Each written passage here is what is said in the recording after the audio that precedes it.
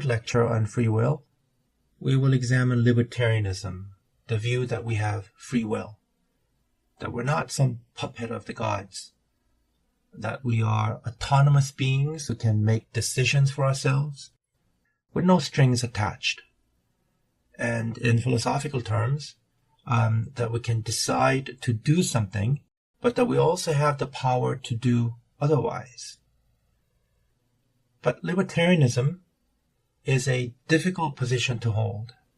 And as you will see in today's lesson, it generally needs something else to support it, such as our faith in God or our sense of some absolute morality. So if you don't have such conviction already, I think you'll find libertarianism is a hard thing to hold on to. But see what you think, see what you believe after today's lecture. So we're going to cover libertarianism today. First, we will talk about the idea of agent causation, and then we'll talk about Charles Campbell and his argument for something called the third way. Then we'll turn to Immanuel Kant and talk about his moral law within. I suppose we should start with where we left off last time. We discussed epiphenomenalism and the Buddhist idea of the self being an illusion, and we mentioned that that is similar to what David Hume said about personal identity, the idea of the self. He put forward this argument called the bundle of ideas theory. He said, when I enter into what I call myself, I can't observe anything but the perception. I am certain there is no such principle in me. What we call the self is nothing but a bundle of collection of different perceptions. So in this pretty famous passage, Hume is expressing his skepticism on the idea that there is such a thing as this individual, independent unit called self. Now, it's important for us to understand Hume here. Hume is a skeptic. So what he is saying here is not that there is no such thing as self. What he is saying is we can't know. That's what a skeptic does. He's just saying, I don't know. But what Hume does say is that we need to embrace common sense beliefs because they help us live in this world. And we'll see next time that is what makes him a compatibilist. But philosophically speaking, there is no basis for us to say that we are souls, that we are made up of some substance we cannot perceive in any way with our senses. For Hume, we're just like animals. And thus, Hume's moral philosophy is called sentimentalism, but we'll get to that later on. Now, I may have told you, I may not have told you that Hume was a Scottish philosopher. In addition to being one of the three representative British empiricists, Locke, Berkeley, and Hume, Hume was also Scottish. And a lot of people thought Hume was being unreasonable to be skeptical about such a basic thing as self. And one of them was a fellow Scottish philosopher, one of his contemporaries, called Thomas Reid. Now, you would imagine, because they were contemporaries, I think they were like only about a year apart in their age, you would think they would be the best of friends. But Thomas Reid was a fierce critic of Hume and all that he stood for. Thomas Reid is not as famous as David Hume, but he is a pretty solid philosopher in his own right. He is known as the common sense philosopher. And the kind of philosophy that he founded is even today known as the Scottish common sense realism. And because David Hume was known as the great skeptic of the Age of Enlightenment, it was only natural that the two would always argue. Reid once famously said, and I'm paraphrasing, if common sense and philosophy conflict, the latter will always lose. Now, us having covered the Greek philosophers, I think we can sort of say now that Thomas Reid would definitely be an Aristotelian. because Aristotle was really the first common sense philosopher, and Reid, with his philosophy, was really following in the footsteps of Aristotle. Reid said Hume's idea of being skeptical about the self was nonsensical, because, he said, how can I perceive anything if there is no I to perceive things? And once you put it that way, it just becomes obvious. Yes, obviously, in order for there to be any kind of perception, there has to be the subject who is perceiving things. For Reid, therefore, Hume's skepticism was nonsensical. Nonsensical because it was contradictory. We are more than just the sum of our experiences. Our personality may be molded and changed through our experience, yes, but we are more than just those character traits that develop over the years. I am more than a bundle of ideas. I am more than just my traits. He said, I am not thought. I am not action. I am not feeling. I am something that thinks and acts and suffers. So Reid's problem with Hume is that he is ignoring, perhaps he is willfully ignoring what is obvious to him, that in order for there to be any kind of sensory perception, there has to be the perceiver, the subject of that perception. So for Reid, it's contradictory to say, I don't exist. You may not exist, or he or they may not exist, but how could I say that I don't exist? This, as you may have noticed, is Descartes' intuitive idea of cogito ergo sum. But more importantly for Reid, he said we need the I, because if there was no self, how could there be any kind of moral responsibility? Here you see the religious influence on someone like Reid. A lot of people in the 18th century were very religious, and Reid was one of them. He was a devout Christian. And we can see that this kind of argument really is his religious faith influencing his thinking. For Reid, we are moral creatures.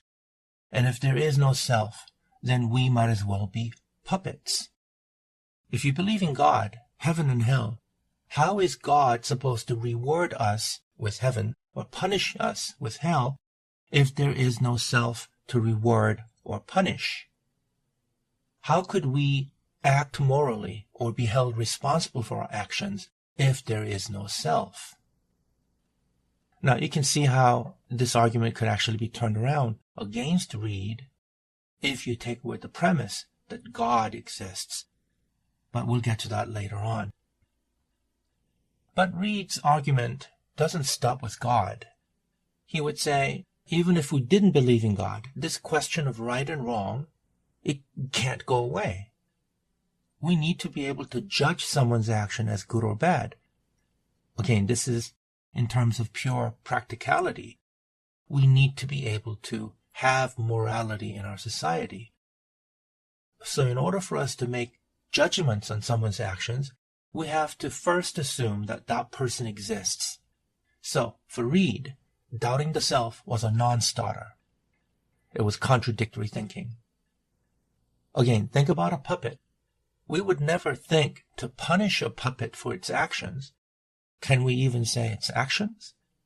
But we do that with people, and we do that with ourselves. So if while we're doing that, passing judgments on people, we say there is no self, we're caught in an internal contradiction. Reid would say we're basically fooling ourselves. Reid believed that the self is our soul, the seat of consciousness. And now this also had to mean that the self was some kind of spiritual entity outside the limitations of the physical world, beyond the chain of causality that governs this world. Because otherwise, again, we're just puppets being manipulated by invisible strings of the law of causality. Now, if you recall, this is the main argument of the determinist, is the law of causality. How do you escape this? How do you escape the law of causality? So for Reid, the answer is that we are souls. The soul is the source of free choice, because it has the power of agency. So Reid would say, I am the agent that causes choice to be made. This is essentially the idea of agent causation. I have free will because I have the power of agency. I can choose to do this or that freely. He said, an effect must have a cause which has the power to produce it, and the cause must be either the person himself, whose will it is, or some other being. If the person was the cause of that determination of his own will, he was free in that action, whether it be good or bad. But if another being was the cause of this determination, then the determination is the act and deed of that being and is solely imputed to that being. What did he mean by this? Again, this is the argument of, are we a puppet or are we more than a puppet? If a determination can be made that our actions are caused by some other being, then we are puppets, and we cannot be held responsible for any of our actions. The only way that we can be held responsible for our own actions was if that we were the cause of the determination of our own actions. Again, this is just a fancy way of saying we are the agents of our own causation. For Reid, this idea of agency is a basic notion that all human beings have. This idea that we have this power of agency is, he says, universal and early emerging. He's saying no human being can disagree with this idea of agency because we have it right from the moment we're born. We recognize that we are free agents. Now notice there is no argument needed for this. He's saying this is a recognition, an intuitive recognition. And because it is a universal recognition of human beings, we cannot argue against it. So that is Reid's common sense realism. It's hard to argue against common sense. We saw this with Aristotle. But this is why Reid says, when common sense and philosophy conflict, the latter will always lose. Reid's criticism of Hume is, yes, you can be skeptical all you want. You can ask questions, ask away as much as you want. But you yourself cannot deny that you are a self. For you to engage in this kind of skepticism is hypocritical, because the way you live your life, this is why he's a realist, you see, practical realist. The way you live your life as if you are a self. You live your life as if you have free will. So how can you, on the one hand, live your life the way you do, and then turn around and say, oh, I doubt there is such a thing as a self? You hypocrite, is Thomas Reid's argument. And it is a very powerful and compelling argument. Extending Reid's argument to modern times, I would say it is the very fact that I have this power of agency, or the recognition that I have this power of agency, that I consider myself a self, a consciousness, a being, a soul. In science fiction, we talk about AIs becoming self-aware, becoming sentient. Then we should treat it with respect, like it's a human being. Well, how do we decide that it's alive? When we recognize that it has its own power of agency. Agency is the basis for a self. Here we have Pinocchio singing on stage with another puppet. And Pinocchio sings this. He says, I got no strings to hold me down, to make me fret or make me frown. I had strings, but now I'm free. There are no strings on me. And when we see the animation, obviously there is the difference of Pinocchio standing on his own on the stage and him dancing around with a girl puppet. There are no strings on Pinocchio. We recognize him as alive because he has his own self-agency. This is what is being referred to in the movie Avengers: The Age of Ultron. If you haven't seen the movie, I am sorry for the spoilers here. But Ultron is the main bad guy in the movie, and he was this artificial intelligence that somehow came to life.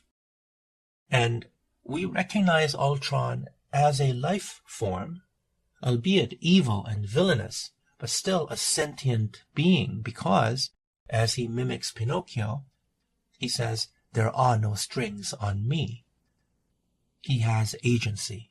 And so, even though this is just a movie, he has agency, and therefore we recognize him as being alive.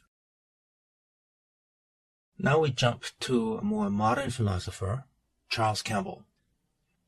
He may not be the most representative philosopher who argued for the agent causation view of free will, but he gave a famous series of lectures called Gifford Lectures in universities in Scotland on the topic of free will, and those lectures have become classic.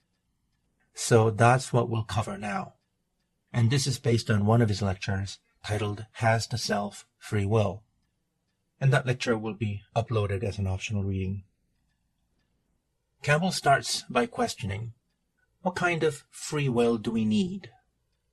Now, this is a smart way for him to start the discussion on free will, because he's saying, in our talk of free will, we have to distinguish the kind of free will that people usually talk about in discussing whether we have free will or determinism with the kind of free will that we actually need. And his answer is that we need the kind of free will that gives us moral accountability. Not just any free action should be viewed as a matter of free will. He gives examples of predictable actions and random choices. He says those things don't qualify, because in those cases, there is no morality involved. So he says many of our predictable actions don't qualify as the kind of free will that we need, because we live our daily lives acting according to our character traits. If I'm a friendly person, then I will spend the day being friendly. If I'm a shy person, I will spend the day being shy. We behave in character. And when we are living our lives like that, he says, we're not being genuinely free. We're not exercising genuine free will. And I think there's a good point here. Do I want to exercise my free will over something like breakfast? I was raised with a lot of bread, and so I feel very comfortable having a simple sandwich for breakfast. I could exercise my free will and choose to have rice and kimchi and some soup, perhaps. But why should I? There is no need for me to exercise my free will over something as mundane and everyday as having breakfast. And in the same way, random choices also do not qualify for Campbell, because he sees random acts as basically accidents. And such acts of random choices are meaningless because they cannot be assigned any moral value.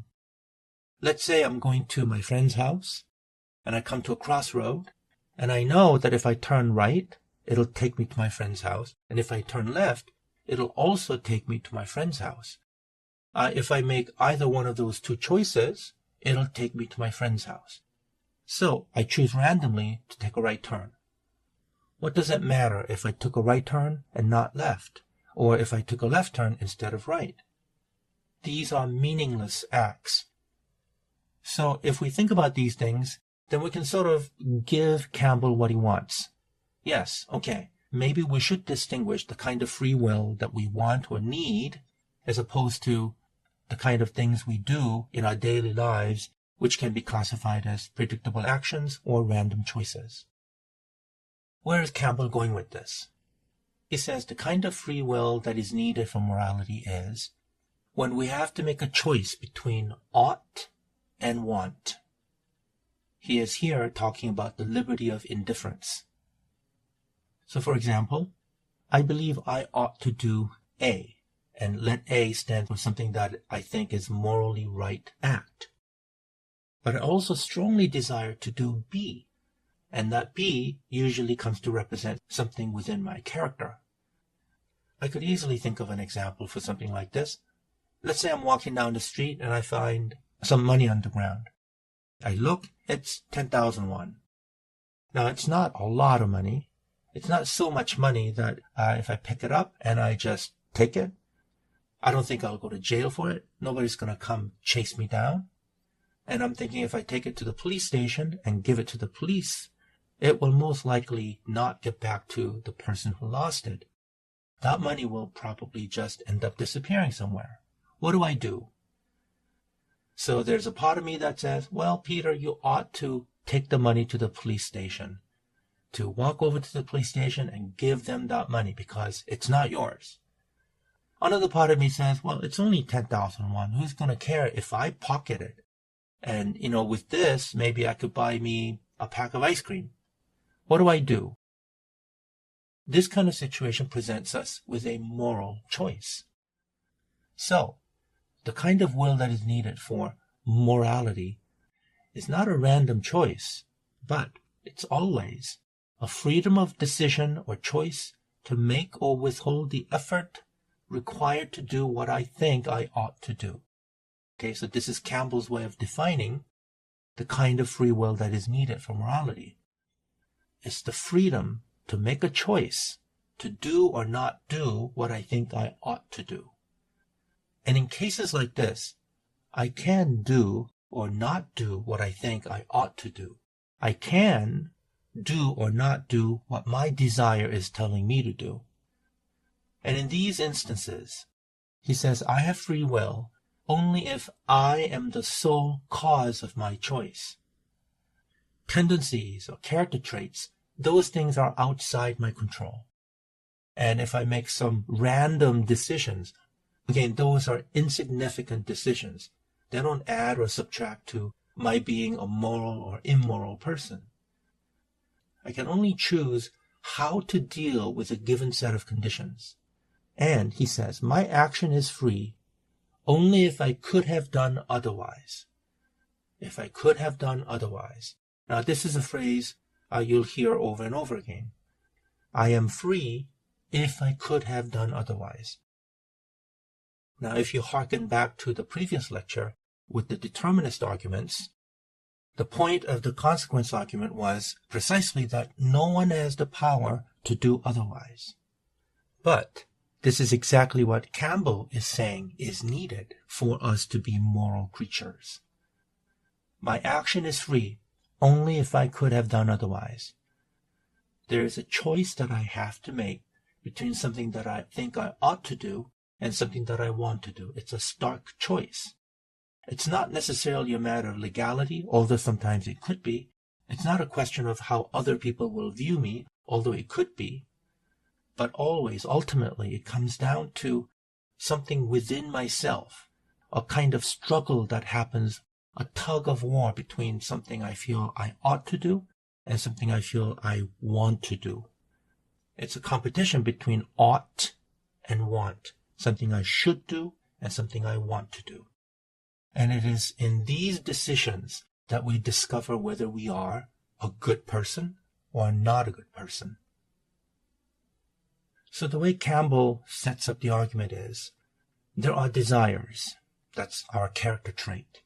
And then there is the self. Self stands apart from character.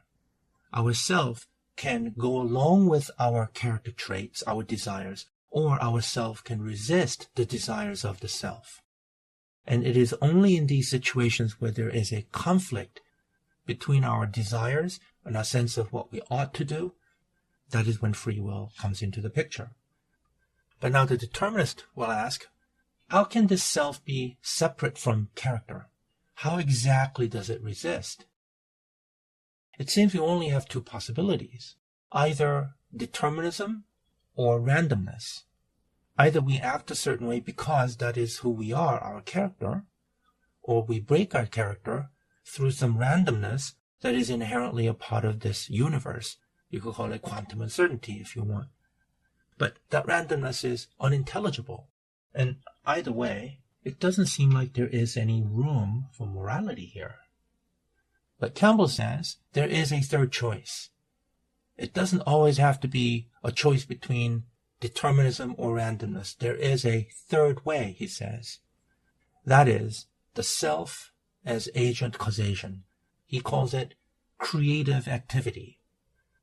He says, a third possibility, as remote from chance as from necessity, namely that of creative activity, in which nothing determines an action other than the person's doing it.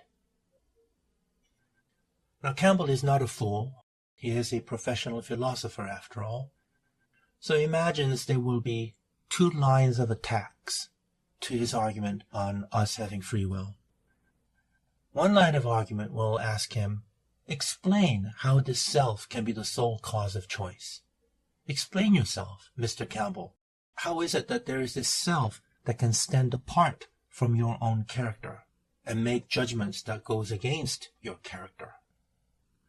And Campbell says that line of attack is unfair because that is actually begging the question, meaning it is asking him to explain how the self could be the sole cause of choice standing apart from character, but the question is actually assuming determinism.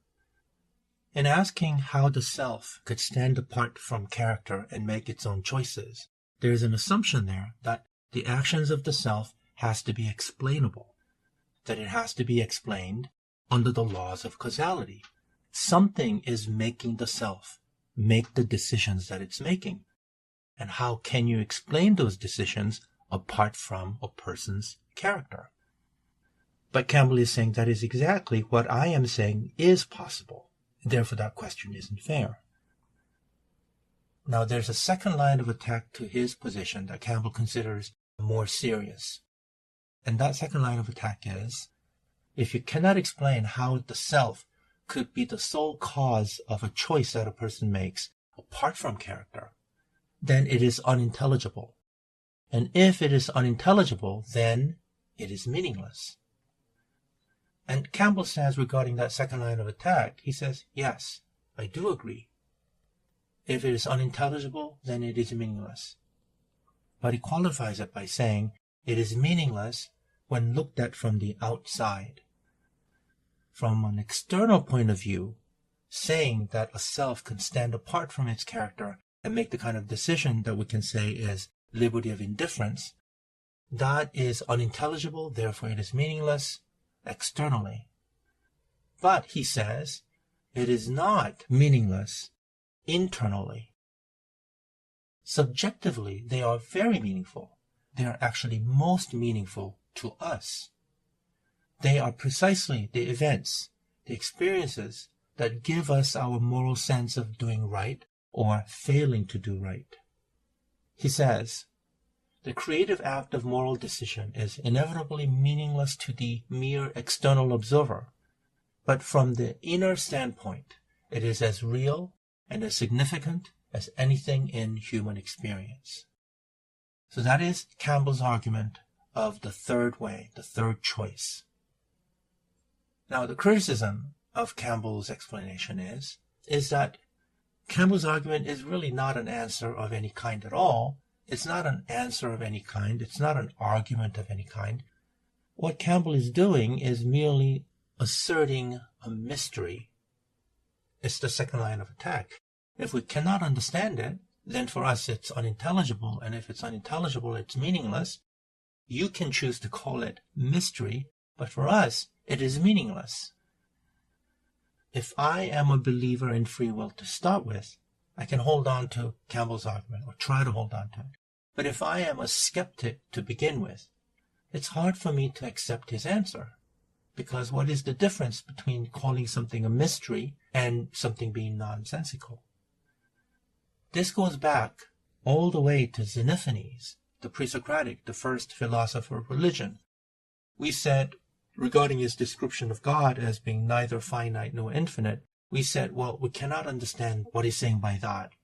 We could call it a mystery, politely, or we could be more hard-headed about it and say, that's nonsensical. It goes outside the boundaries of philosophy and into religion. So, regardless of what Campbell says about the inner standpoint, inner experience, the universe is still either deterministic or random. Deterministic or random, it is still a binary choice. And our problem is we cannot see any possibility for there to be a third way. We cannot see this crack between the two that will accommodate the kind of free will that Campbell is arguing for. You cannot invoke mystery in philosophy, because when you invoke it, you're basically throwing your hands up and saying, I don't know. And if you say, I don't know, in philosophy, then it's like you're out. Then isn't it exactly what the hard determinist said about the libertarians? That libertarian argument is basically appeal to ignorance. Now finally, we move on to Immanuel Kant. We were introduced to Kant as the Shiva figure, the greatest philosopher of the 18th century, the Age of Enlightenment. And we said we can describe Kant in a nutshell with this single statement: the starry heavens above me and the moral law within me. And last time we dealt with the starry heavens above me, and now we're going to get into the second part of Kant's philosophy, the moral law within me. The argument that Kant makes regarding free will, I think, can be divided into two parts. One by referring to his work in the Critique of Pure Reason, and then the second part referring to his work in the Critique of Practical Reason. As we start out, here's a quotation that we, I think, dealt with before, where Kant said, I found it necessary to deny knowledge, or deny reason, in order to make room for faith. We talked about how Kant was a very religious man, and his philosophy was deeply informed by his faith. And this is an instance of that. In Critique of Pure Reason, Kant lists 4 antinomies, pairs of theses and antitheses. Thesis is something that is usually identified with dogmatism, and antithesis usually identified with empiricism. So an antinomy is 2 statements, 2 contrasting beliefs that lead to a contradiction, or reductio ad absurdum. These 2 statements get reduced to absurdity. Let's go through these things briefly, one by one. The thesis of the first antinomy says the world has a beginning in time, and space is finite. The antithesis says the world has no beginning, and space is infinite. Now we can think of a philosopher like St. Augustine, who believed time itself was a creation of God, and time itself will one day come to an end. If you believe in the Big Bang, the universe had some kind of a beginning, and the universe is expanding. Space itself is expanding, is growing. If you are a philosopher like Parmenides, then you say the world never had a beginning. Being is necessarily eternal and infinite. So these are 2 contradictory statements. They are antinomies. Contradictory, meaning they cannot both be right, and yet you can make very strong logical arguments for each of these statements, both for thesis and antithesis. Second antinomy, thesis, says every composite substance is made up of simple parts. That is the statement for atomism. But the antithesis says no composite thing is made up of simple parts. That's more like Heraclitus' idea that there is no such thing as arche, but everything keeps changing. These are 2 contradictory thoughts about the nature of reality. The thesis would say, once we get down to the fundamental level of reality, it has to stop with something simple. There has to be some kind of rock bottom, beyond which reality cannot be further divided. And the other thought, no matter how deeply you go down the well of reality, there is always a level deeper. You can always go down more. Anything that you think is simple can still, at least in thought, be divided further. The third antinomy is what interests us most. The thesis says there is freedom. Antithesis says everything is determined. there is no freedom. Thesis is basically libertarianism, libertarian free will. Antithesis is basically determinism. We'll come back to this. The last antinomy deals with whether there is a necessary being or there isn't. The thesis says there is an absolutely necessary being. And this argument is a version of what's known as the cosmological argument. This is where everything has a cause, and these causes must have had a first cause. There had to be a first cause that started the whole thing going. And that first cause is sometimes called the first mover or the prime mover. The metaphor is that of someone pushing to get the whole thing going. I guess you could say, who started the Big Bang? God. And yet, that mover was itself not caused. We call that first cause, the uncaused cause, God. And this prime mover, so the argument goes, must be an absolutely necessary being. The antithesis says there is no necessary being existing in the world. And the reason for that is, if there was a prime mover, a first cause, then that first cause, that prime mover, would have to be part of this world. But if it's part of this world, it's also subject to the laws of this world, in which case we cannot avoid the question of it being caused as well. So as long as it's part of this world, it cannot be an uncaused cause. But if you turn around and say it's separate from the world, it's outside this world, then you could also argue, well, if it's outside this world, how could it be causally connected with this world? And if it's not causally connected, then whatever it does is causally ineffective to anything belonging to this world. So either it is connected causally or it is not. And there cannot be a prime mover, an uncaused cause. So the thesis and antithesis, again, they're antinomies, meaning only one of them has to be right. But it seems they're both supported by reason. Now, let's get back to why Kant is doing all this. The purpose of these antinomies is for Kant to criticize metaphysics the way it is. He is saying we go around in circles with our reason because we discover that after a certain point, reason fails us. Reason cannot take us beyond the world of Newtonian physics. And when we try to get to the bottom level of reality, we find that reason can lead to contradictions, to antinomies, can lead us to conflicting logical conclusions. So what Kant is doing here is essentially, he is binding reason to the phenomenal world. He is putting a limit to what reason can do for us. Now we come back to free will. It seems Kant, at least according to what I've read, was pretty vague in his critique of pure reason regarding free will. But Kant clearly argues for a libertarian view of free will later on in his critique of practical reason. And Kant, in that book, criticizes David Hume's version of free will, which is compatibilism, and he said compatibilism is a wretched subterfuge and word jugglery. He's saying compatibilists are basically cowards who cannot face up to the truth, but they try to have both.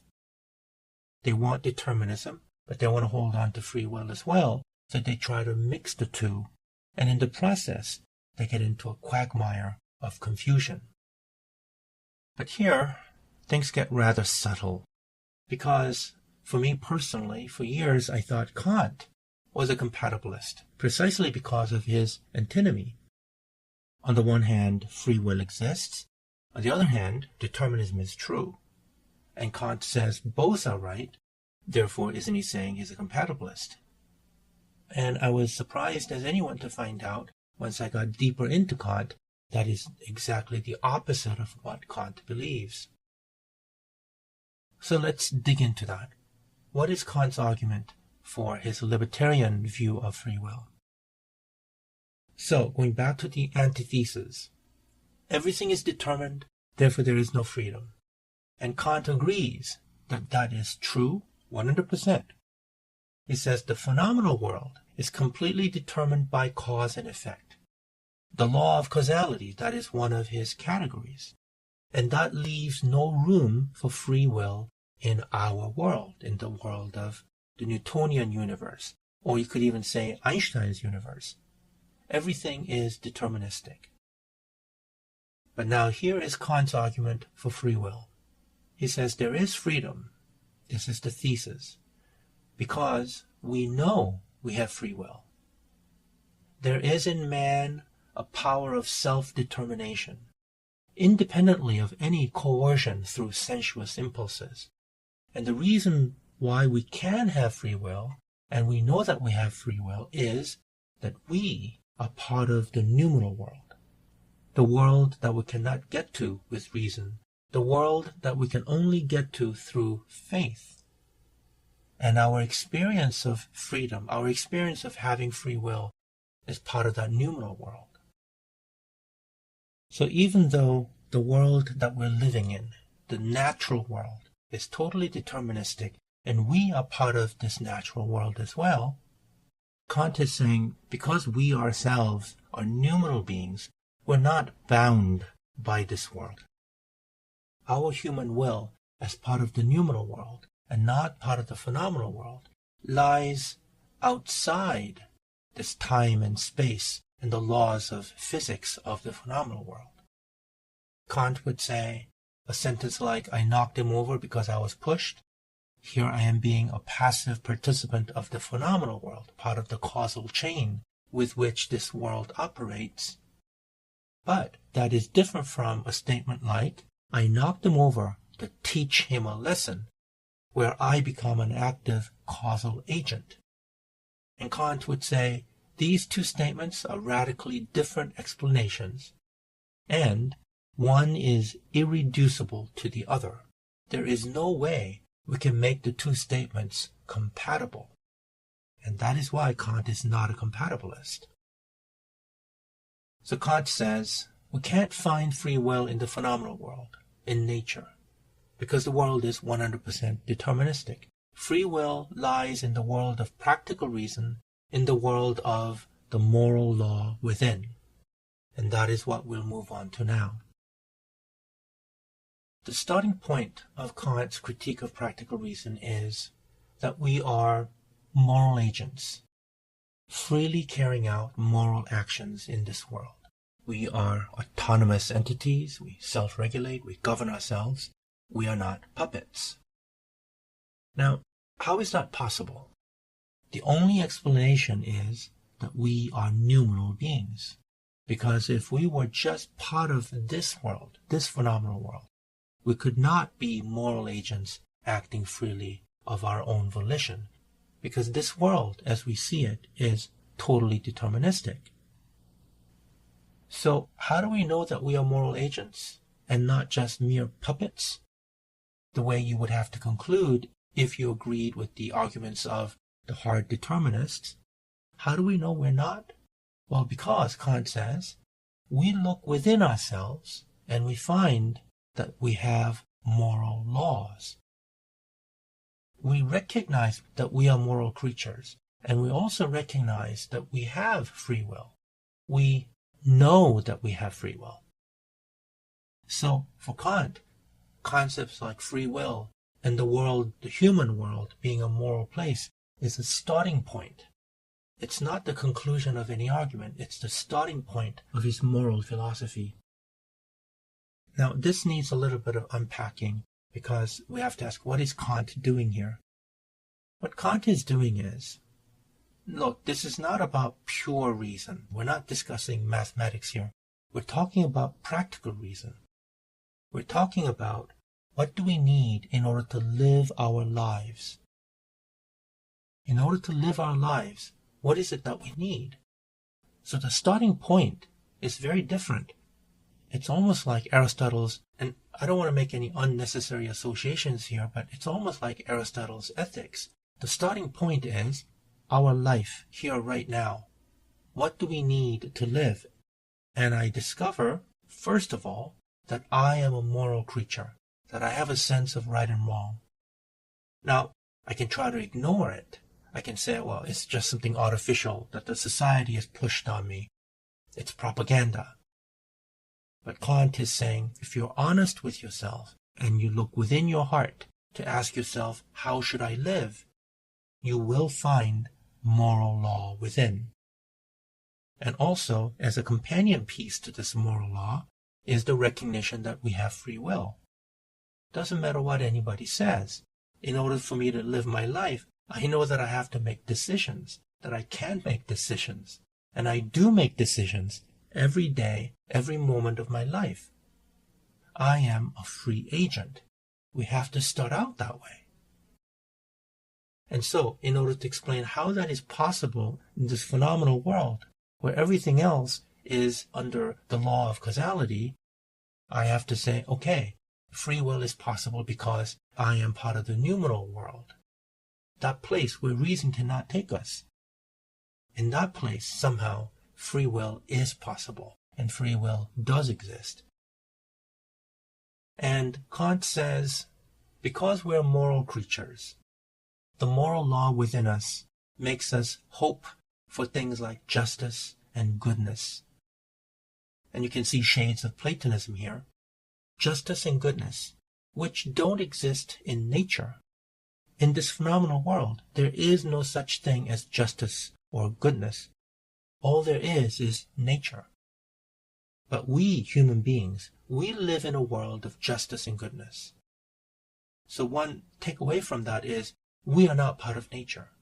We are above nature. We are spiritual creatures, if you will. And we human beings, we hope for moral perfection, although it can never be found in this world. We still hope for what Kant says, the kingdom of ends. You might as well have said the kingdom of God. Note how Platonic this all is, except for Plato, that world was rationality itself. But for Kant, that world is hopelessly, necessarily beyond the reaches of human rationality. How do we get to that world? We can only get to it through faith. And Kant says this hope that we have as human beings is not an option for us. It is a necessary element for us to live a moral life. Because we must hope, so we do, Kant says. Now, Kant's philosophy had its share of critics, and that criticism mostly came from philosophers who were rationalists. They said Kant's philosophy doesn't make sense. It's a kind of mysticism. And that is exactly what German idealism said about Kant. Fichte, the founding figure for German idealism, rejected precisely this aspect of Kant's philosophy. He said it doesn't make sense for us to think about a noumenal world, a world that is nonsensical, a world that we can't talk about, know anything about. And Fichte changed Kant's noumenal world with his idea of being or God. And that is the starting point of German idealism. But if Kant were there, he would have said, you are fooling yourselves. There are limits to where reason can take us. The only way we can talk about the noumenal world is in a negative sense, as a limiting concept for reason.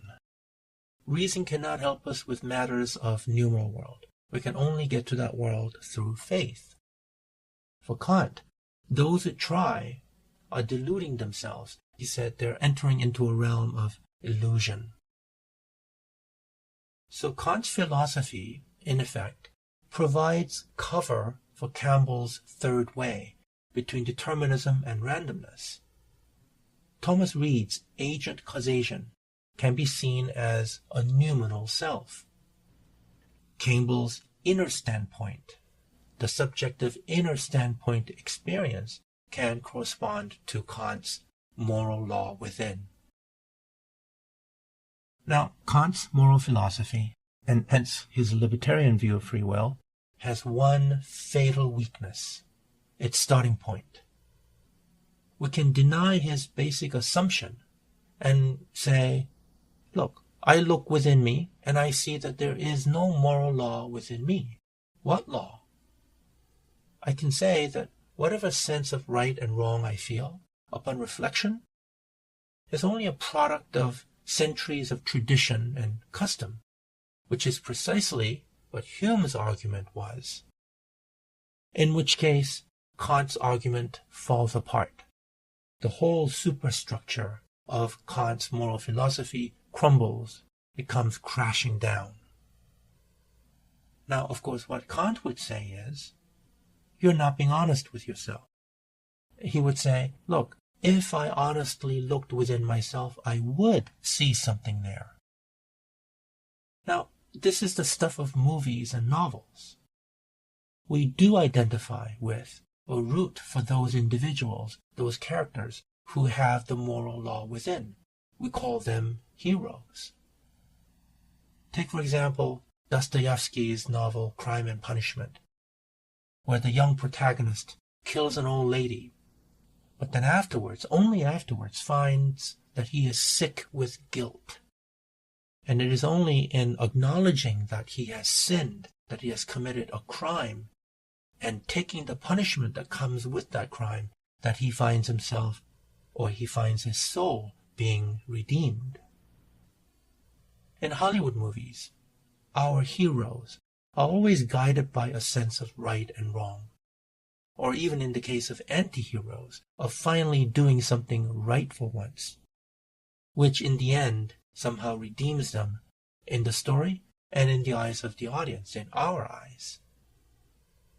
There's a scene at the end of a movie that I saw years ago called No Country for Old Men, which, by the way, is a very depressing movie because it seems to me it shows us a world where there is no justice anymore, where violence and killing seems random. There are no heroes, except for this old sheriff who is about to retire, Sheriff Bell. And right at the end of the movie, there's a scene where the sheriff is talking to his wife, and he's talking about a dream he had. He says he dreamt of his father riding a horse among the woods in darkness, and his father was carrying a fire in a horn. That's a very symbolic line, and I think a lot of us somehow intuitively identify with the imagery of that dream. We all carry a fire, this light within us. And Kant is saying it's not just a matter of we would like to believe that we have this. Kant is saying we need this light.